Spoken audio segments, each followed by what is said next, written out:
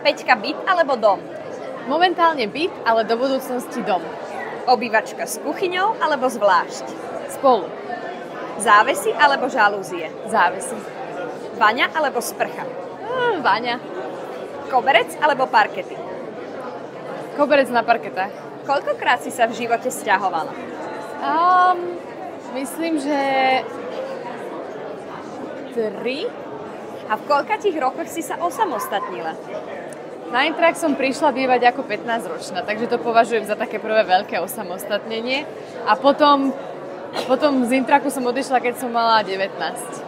Aká je tvoja obľúbená miestnosť v tvojom byte? Asi obývačka. Prečo? Lebo sa tam cítim veľmi príjemne a komfortne. A obľúbená farba a interiér v tvojom byte? Aký je? Farba. Asi čokoľvek svetlé. A asi svetlo ružová. A ten interiér by si ako opísala? Skôr moderný, alebo práve naopak inklinuješ k starším kúskom? Moderný, možno minimalizmus a taký útulný.